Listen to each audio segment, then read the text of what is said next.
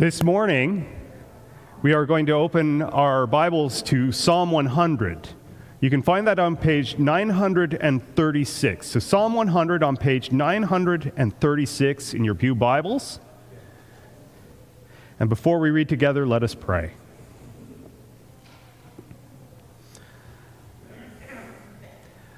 Almighty God, we give you thanks for many things, and today we give you thanks for your word, through which you speak to us. You give us direction for life. You give us closeness to you. You allow us to know your grace and your Son and your Spirit. So be with us now as we seek to understand. Allow your Spirit to work within our hearts. Grow us in faith and in love and in hope. We pray these things in Jesus' name. Amen.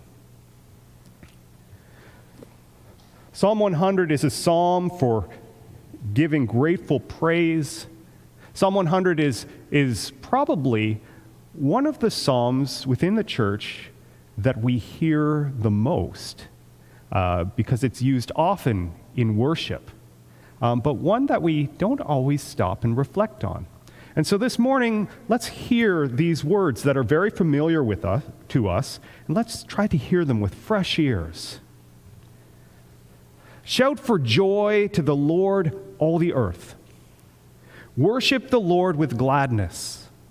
Come before him with joyful songs. Know that the Lord is God. It is he who made us, and we are his. We are his people, the sheep of his pasture. Enter his gates with thanksgiving, and his courts with praise. Give thanks to him and praise his name. For the Lord is good, and his love endures forever. His faithfulness continues through all generations. This is the word of the Lord. Friends and family in our Lord Jesus Christ, I ask you the same question that I asked our children. What is it that you are thankful for? We all have our holiday traditions around this season, and they center around Thanksgiving. And it's good for us to take time out of our lives to think about these things that we're thankful for.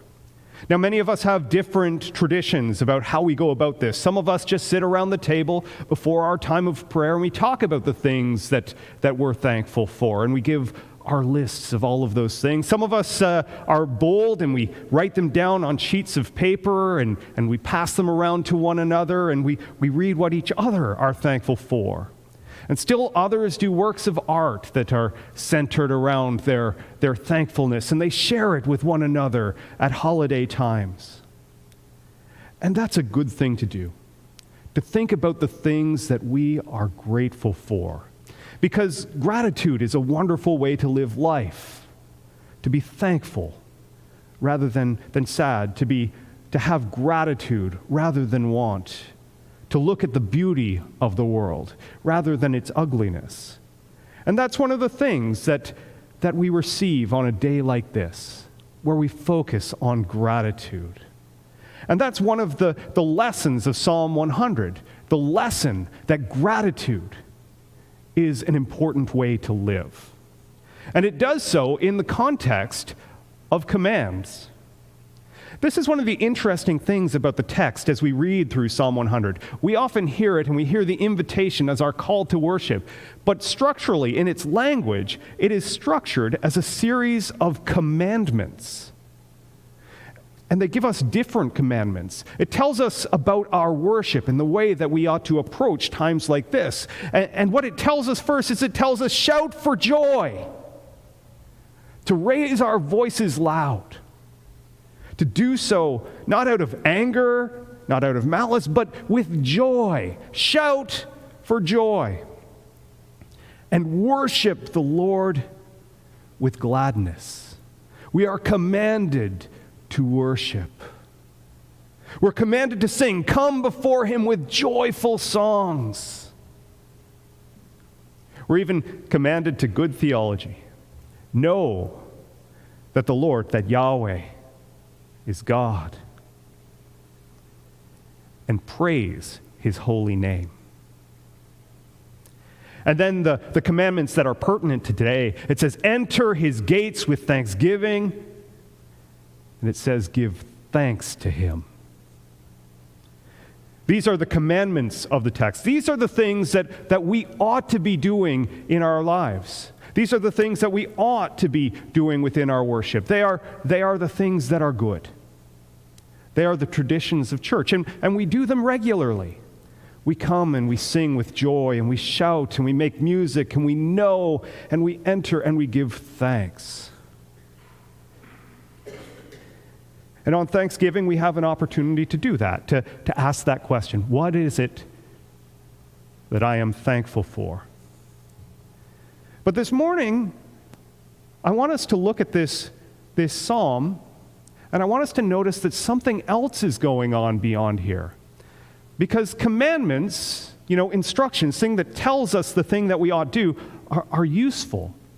But this psalm actually goes much deeper than that, and it's important for us to recognize that. So this morning I want us to dive a little bit deeper, to think about not only our worship, but also our thanksgiving. Think about today in a way that is deeper. Let's think about thanksgiving sort of as a metaphor, a metaphor for all of our lives.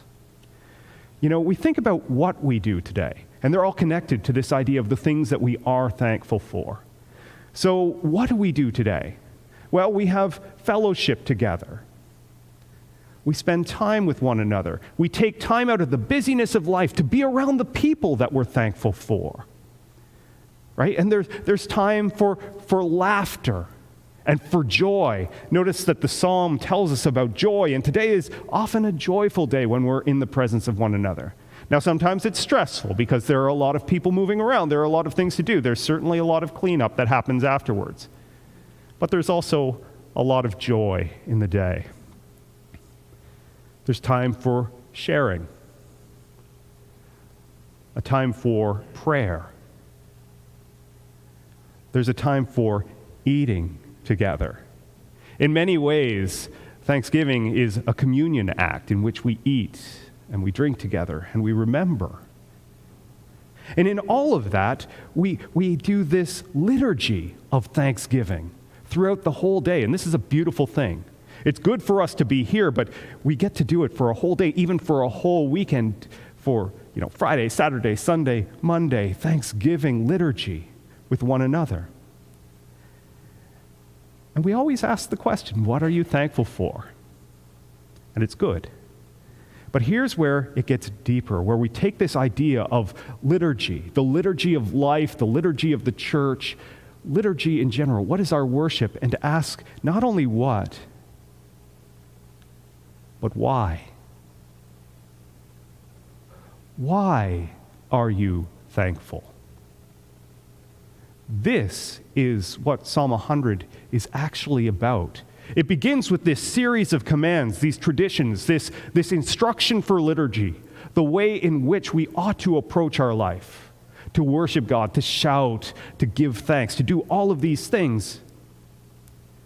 But then it answers the question, why? Why do we do all of these things? And it comes down to verse 5, where it tells us that we do these things because God is good. And we do these things because his love, his chesed, his mercy is true.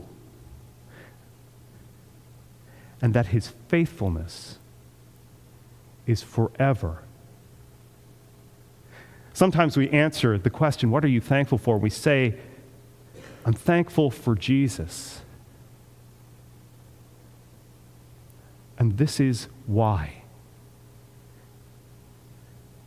God is good. His love is true. His faithfulness is forever. And because of that, we are brought into relationship with our God. Psalm 100 sounds like a command to religion. But in fact, it's something much deeper. It's an invitation to something that is beautiful, to true connection with God through Jesus and by the power of the Holy Spirit. It's not just simply saying, come to church and worship. Enter his gates with thanksgiving. Know your theology. It is saying, why? Because God is good. And he is with you. And he is loving and has demonstrated on the cross for you. And he is faithful. He will never let you go. Why is really, really important. Why within the liturgy is incredibly important. Why on this day is incredibly important. And there's a reason that it's important, because it offers you true connection to those most important things. One of the things that I will answer on this day always, what am I thankful for? I am thankful for my wife. Right? Now, in the liturgy of being a husband, that is the answer I am supposed to give. Right? And if I polled the husbands out here, show of hands, are you thankful for your wife? They will put their hands up. Or they will get smacked by another hand.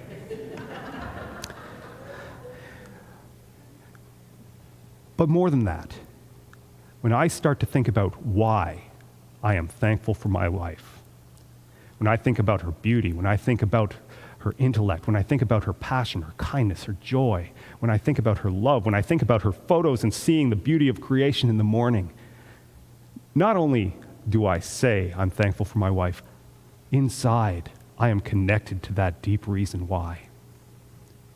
When we say we are thankful for our family, and we start to think about the question why, not only is it the rote answer, of course I'm thankful for family, but we start to think about those relationships. We start to think about the goodness of the people who are around us. We start to think about those things that draw us close. It invites us into deeper relationship with that thing that is important to us. This is the liturgy of life that plays out today. This is the thing that Thanksgiving is all about. Not just naming what we are thankful for, but connecting with the why, which is why we spend time together. It's the same thing within our worship. Why do we come to church? It's not just because we are commanded to. It's not just because there's an order of service or a way of life or a tradition that we always follow. It's because when we are here participating within the liturgy, we are always drawn into the question of why. Why are we thankful for God? Why are we thankful for Jesus? Why are we thankful for the Holy Spirit? Why is it that we are here to worship? When we start to answer that question within ourselves, then we truly connect with what is important. Why are we singing? Why are we praising? Why are we here? Because in Jesus we find out I am connected to God who is good. We find out I am loved by Jesus who died and rose for me, and that matters. I find out that in the great bigness of this universe, little old me is loved forever. Never let go. What are you thankful for? Important. That's the liturgy of life. Today we're commanded to ask that question. But what truly makes it a beautiful day is when we ask the question, why? Why are you thankful for it? Why are you thankful for one another? Why are you thankful for Jesus? And then everything above it is no longer a command. It's just what you do. I am thankful for Jesus, and so I shout for joy. I'm thankful for Jesus, so I sing with praise. I'm thankful for Jesus, so I come with thanksgiving and gladness. Be thankful, and let us pray. Almighty God, give you thanks for this day. And we give you thanks for calling us together into your church. And perhaps we came here as a matter of tradition. Perhaps we came here as a matter of religion. But perhaps when we arrived here, we had an opportunity to find something different, to find something deeper, to find you. That is why we are here. That is what the liturgy of church and the liturgy of life is meant to show us. The importance of knowing that we are not alone, that we are freed and forgiven, that we are loved forever by you, O God, you who are good. And from that, may we be inspired to shout, inspired to sing, inspired to know, inspired to come, inspired to give thanks, inspired to praise. On this day, may we ask the important questions. May we ask not only what we are thankful for, but why. And from it, may you join us by your word and your spirit to what is most important. We give you thanks for Jesus and in his name. Amen.